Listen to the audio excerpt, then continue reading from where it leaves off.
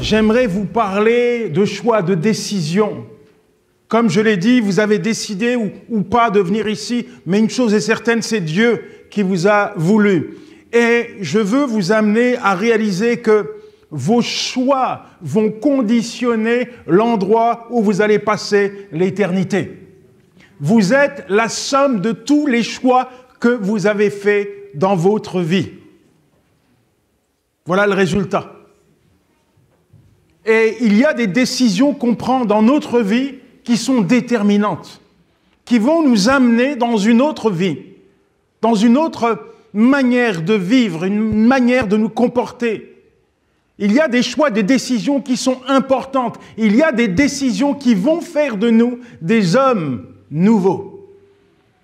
Et j'aimerais te dire qu'il ne faut pas procrastiner. Il ne faut pas attendre demain pour répondre à l'appel de Dieu. La Bible est claire. Si aujourd'hui vous entendez la voix de Dieu, il y a une chose que vous ne devez pas faire, c'est endurcir votre cœur. Quel que soit votre état, quelle que soit votre condition, Dieu vous donne ce soir l'opportunité d'entendre sa voix et de répondre à son appel. Il y a quelques mois, j'étais dans une prison ignoble, au Congo, à Kinshasa, prison de la Makala. Normalement, une prison qui accueille 1600 détenus, là, ils sont 16 000. 16 000 détenus entassés par 500 dans leurs cellules. Ils nous ont vus arriver avec de la nourriture, ils n'avaient pas mangé depuis 3 jours. Ils ont commencé à se battre. Sous mes yeux, dans cette prison-là, au niveau de la promenade, j'ai tout un parterre de détenus. Il y a des gars qui sont au sol, frappés par certaines maladies, par le palu, par la tuberculose. Certains ont des plaies ouvertes. Certains sont des oubliés de la société. Il n'y a pas de justice, il n'y a pas de droit. J'ai face à moi des criminels endurcis. J'ai face à moi des sorciers. J'ai face à moi des voleurs. J'ai face à moi des tueurs. Et je sais que je ne dois pas être ici. Parce que cette prison, c'est la maison du diable. Et les gens qui sont là sont résignés, ils sont perdus, ils vivent l'enfer sur la terre. Et alors que je leur partage mon témoignage, à un moment donné, j'entends Dieu me parler. Et je veux dire aux détenus, je délimite un trait sur le sol et je dis aux détenus, vous voyez ce trait que je viens de délimiter, hein? C'est le terrain de la grâce. C'est là que Dieu veut vous voir. C'est là qu'il vous attend. Vous avez le droit, tel que vous êtes, de vous approcher de lui. Sous mes yeux, mes amis, tous les détenus présents se sont approchés, ont mis la bouche dans la poussière, ont versé des larmes, ont levé la main vers Jésus et l'ont accepté comme Seigneur et comme Sauveur.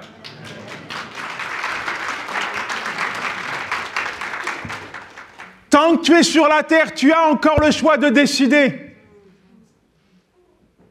Mais quand la mort intervient, c'est fini. Peu importe ton état, peu importe si tu es enfermé à double tour dans la géole du péché, aujourd'hui est un jour nouveau pour toi. Je dis qu'aujourd'hui est un bon jour. Aujourd'hui est un bon jour parce qu'aujourd'hui, Jésus frappe à la porte de ton cœur.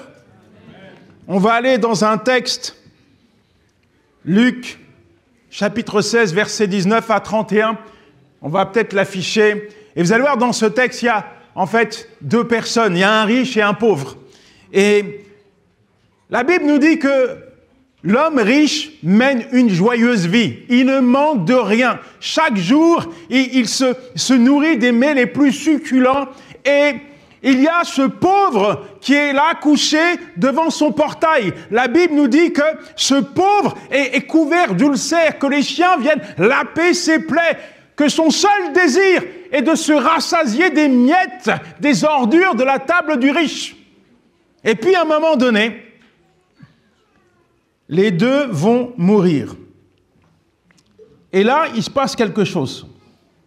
Le pauvre mourut et fut porté par les anges auprès d'Abraham. Le riche mourut aussi et fut enterré dans le séjour des morts. En proie à une grande souffrance, il leva les yeux et il vit de loin Abraham avec Lazare à ses côtés. Il s'écria, « Père Abraham, aie pitié de moi et envoie Lazare pour qu'il trempe le bout de son doigt dans l'eau afin qu'il me rafraîchisse la langue, car je souffre cruellement dans cette flamme. » Abraham répondit, « Mon enfant, souviens-toi que tu as reçu tes biens pendant ta vie et que Lazare a connu les maux pendant la sienne. Maintenant, il est ici consolé et toi tu souffres. De plus, il y a un grand abîme entre nous et vous, afin que ceux qui voudraient passer d'ici vers vous ou de chez vous vers nous ne puissent le faire. » Le riche dit, « Je te prie alors, Père Abraham, d'envoyer Lazare chez mon père, car j'ai 5 frères, c'est pour qu'il leur atteste ces choses, pour qu'il les avertisse, afin qu'ils n'aboutissent pas dans ce lieu ici. » Abraham va dire, « Ils ont Moïse et les prophètes qu'ils écoutent. » Le riche dit, « Non, Père Abraham, mais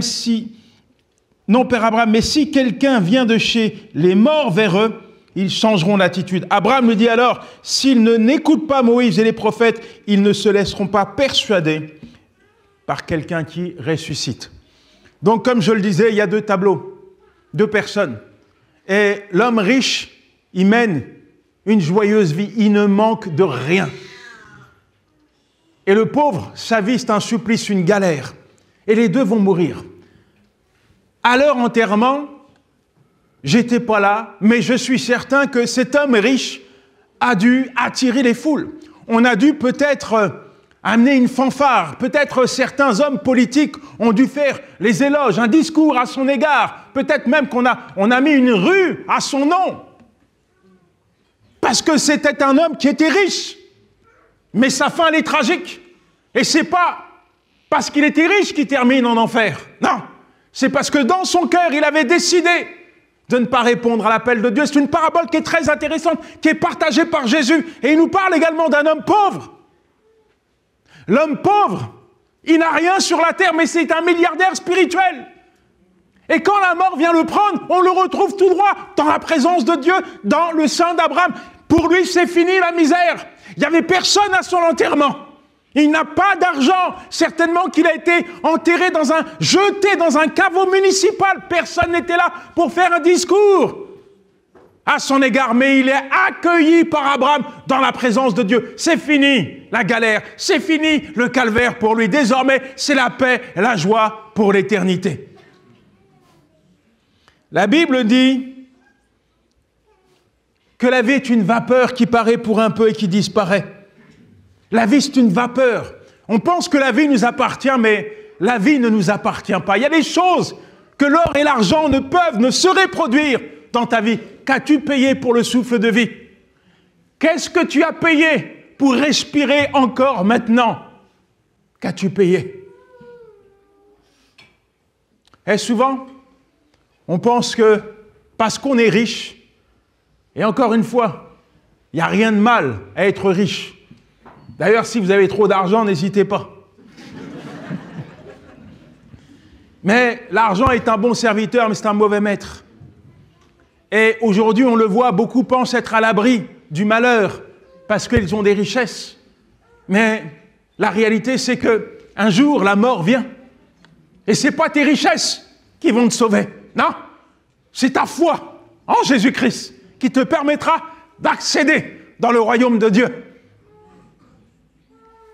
Moi, quand je lis ce texte, je l'examine et je me dis, j'ai eu les deux volets. J'ai commencé par la pauvreté.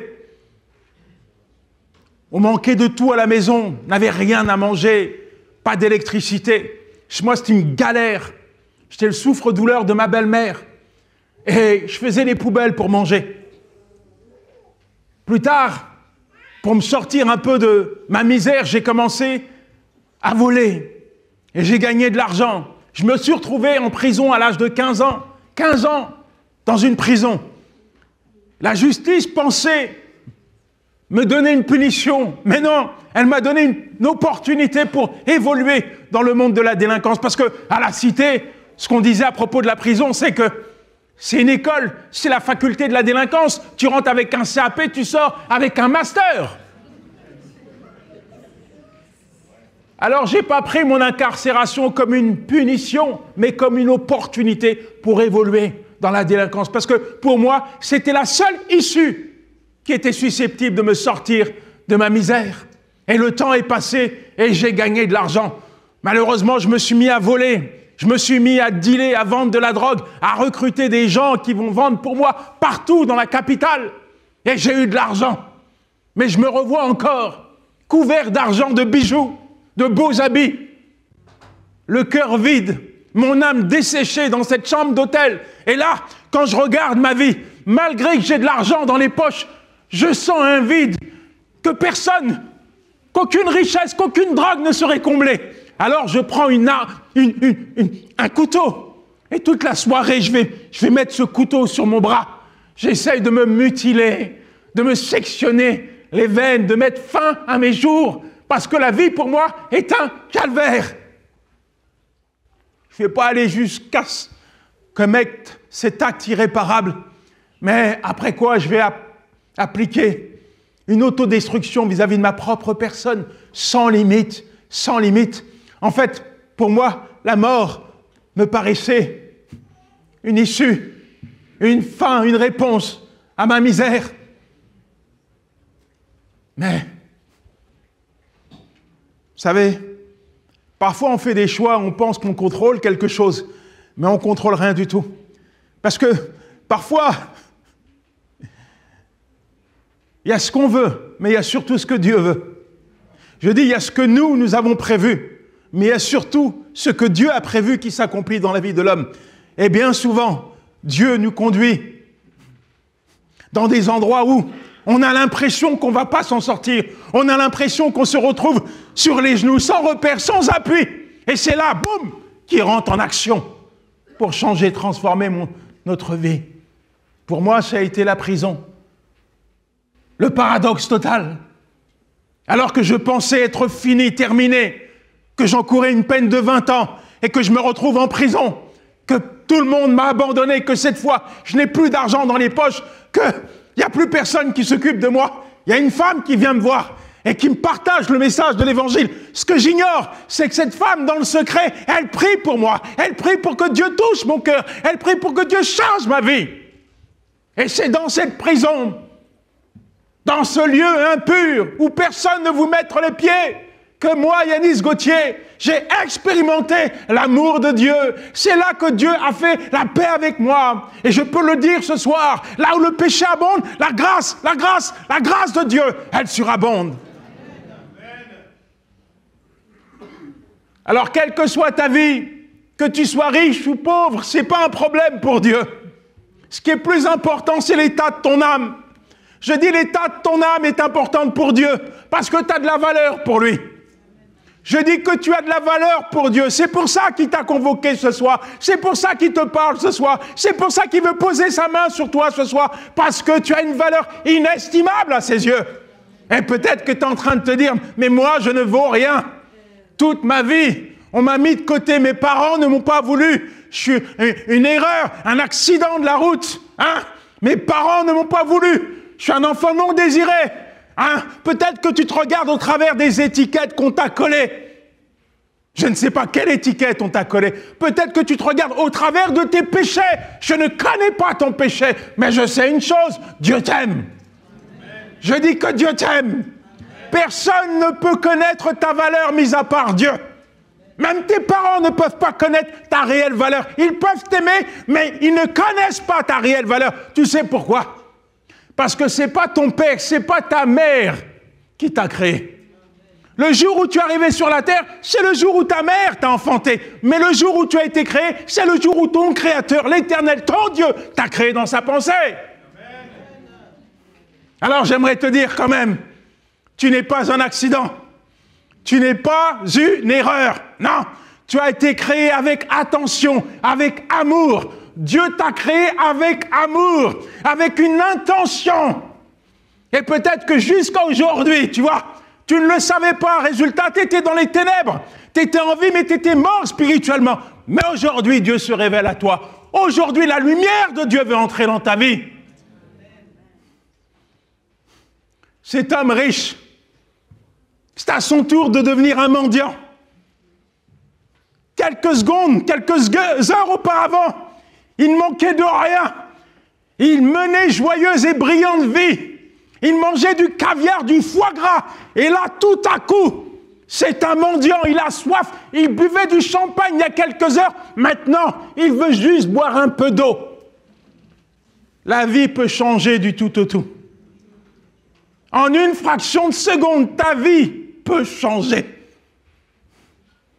Voilà pourquoi il ne faut pas attendre demain.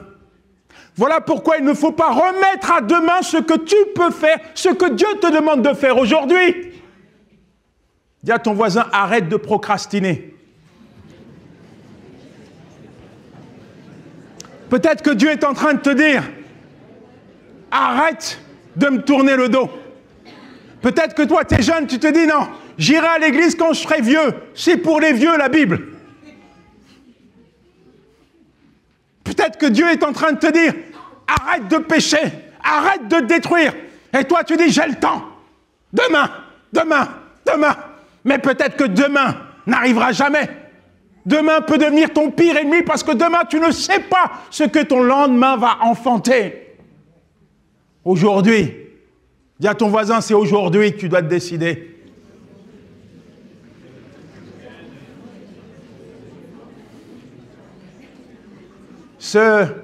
Cet homme riche, il veut aller vers Abraham.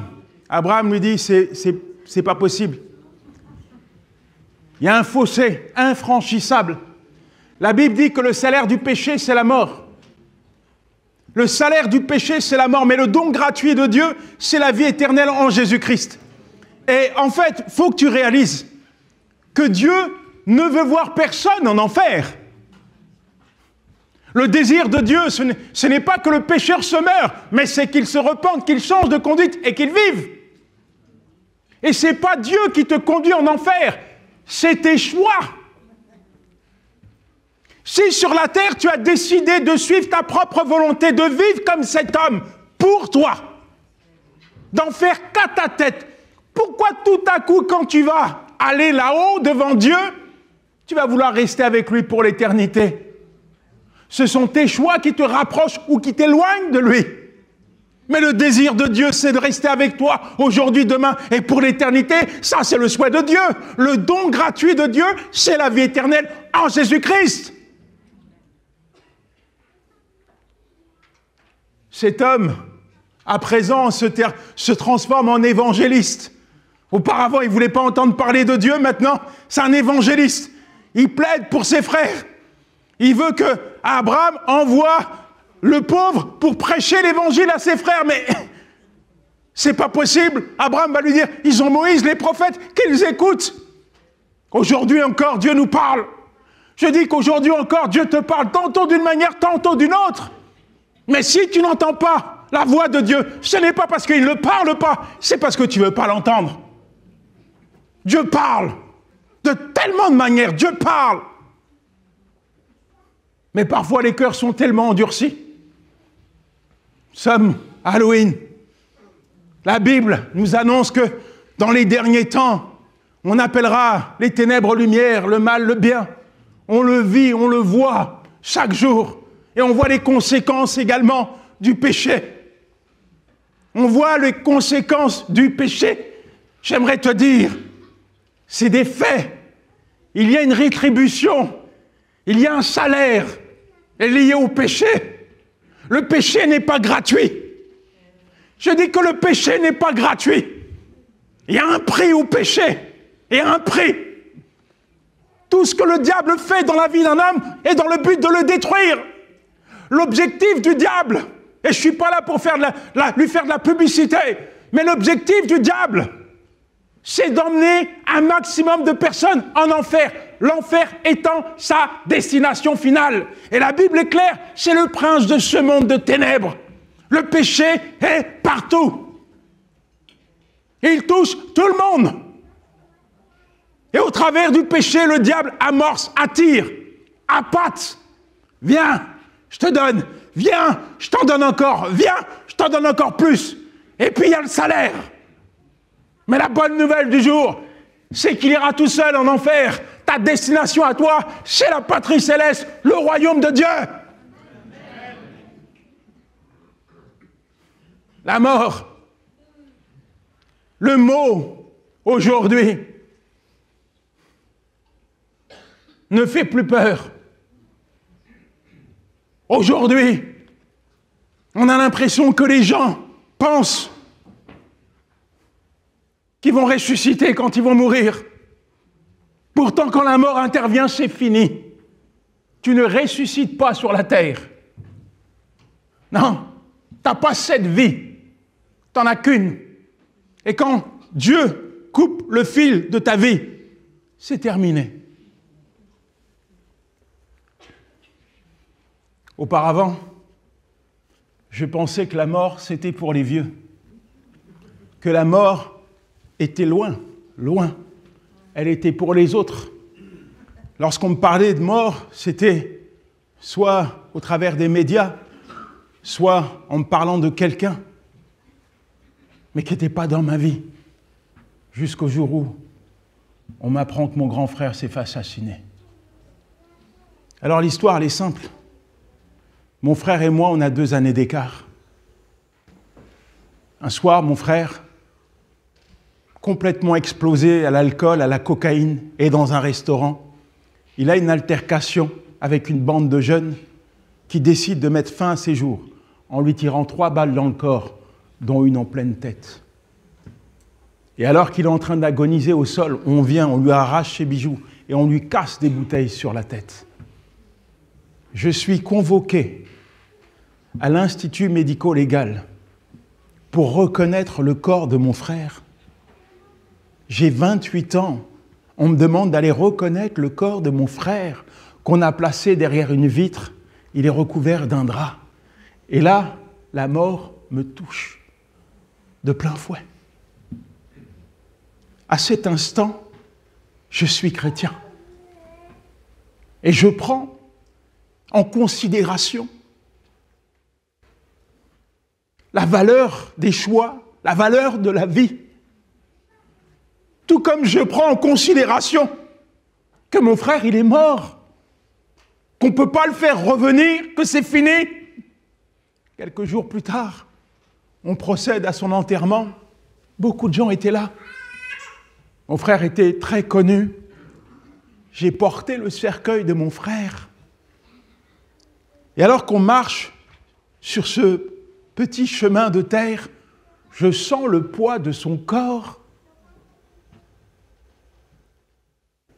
Et je pense à cette petite Bible marron que mon frère emportait partout avec lui. Quelqu'un lui avait offert dans la rue, dans le métro, cette Bible. C'était son porte-bonheur. Quand il l'oubliait, il revenait la chercher, il la mettait dans sa poche. Mais moi, je sais que mon frère, il n'a jamais ouvert cette Bible. Cette Bible, c'était un simple talisman pour lui, un porte-bonheur. Et pourtant, mon frère a connu 19 fois la prison. 19 fois. J'ai vu la prison lui voler sa vie, le détruire. Mon frère est devenu polytoxicomane. Tous les quarts d'heure, il prenait des lignes de cocaïne. Il se réveillait avec un joint à la bouche. Mon frère est devenu dépressif. Une fois, je l'ai retrouvé la tête dans le four, le gaz allumé. Parfois, il prenait des lames de rasoir, il se tailladait le corps.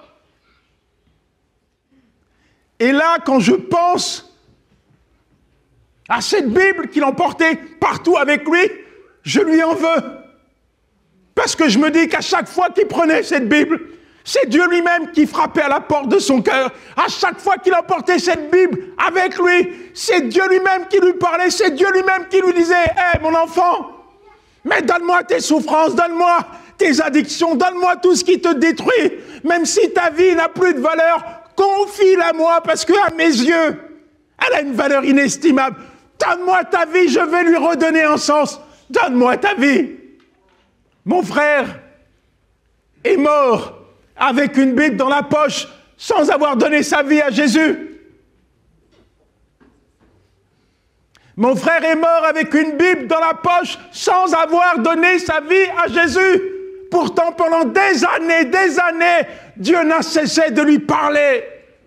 Et pendant des années, Il a remis à demain ce que Dieu lui demandait de faire aujourd'hui. Alors,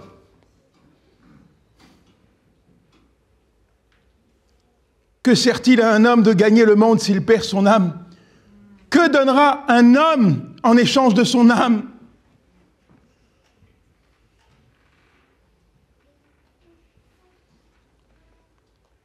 Si mon frère pouvait être à ma place, il te dirait simplement, j'ai gaspillé ma vie. Je l'ai dissipée. J'ai délibérément décidé de ne pas répondre à l'appel de Dieu et de vivre pour mes passions, pour mes addictions. Maintenant que je suis mort, mais qu'est-ce que je vais pouvoir dire à Dieu en échange de mon âme? Qu'est-ce que je vais pouvoir raconter à Dieu pour qu'il m'accueille dans sa présence? La Bible est claire. Le salaire du péché, c'est la mort. Mais le don gratuit de Dieu, c'est la vie éternelle en Jésus-Christ. Aujourd'hui, et ça sera ma conclusion,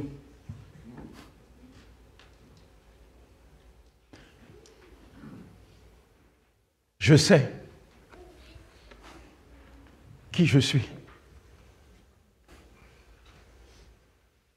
Si je me mettais torse nu devant vous, vous allez voir toutes les marques que j'ai sur mon corps qui sont liées à des choix que j'ai faits dans ma vie. Résultat, on m'a tiré dessus plusieurs fois. On m'a poignardé à 5 reprises, m'a mis des coups de hache sur les bras. Mon corps est saccadé, marqué. Mais, au-delà des marques, j'ai été touché. Et quand l'amour de Dieu m'a percuté, j'ai fait un choix.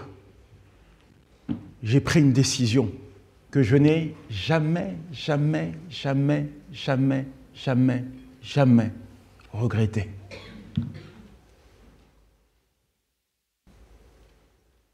C'est celle d'avoir dit oui à Jésus. Alors, mon ami, je ne suis pas meilleur que toi.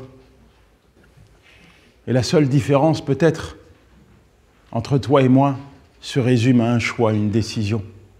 Mais cette différence, elle peut changer ce soir. Toi aussi, tu peux confier ta vie à Jésus. La Bible est remplie de promesses pour ceux qui viennent, qui acceptent Jésus-Christ. 2 Corinthiens 5, verset 17, « Si quelqu'un est en Christ, c'est une nouvelle créature. Les choses anciennes sont passées, voici, toutes choses sont devenues nouvelles. » Jésus peut faire de toi une personne nouvelle, pas demain, ce soir, sur la base de ta décision, de ton acceptation. J'aimerais te dire que Dieu t'aime. Dieu a tant aimé le monde qu'il a donné son Fils unique afin que quiconque croit en lui ne périsse point, mais ait la vie éternelle. Jean 3, 16. Ne repars pas de ce lieu sans Jésus. Dis à ton voisin, ne repars pas de ce lieu sans avoir dit oui à Jésus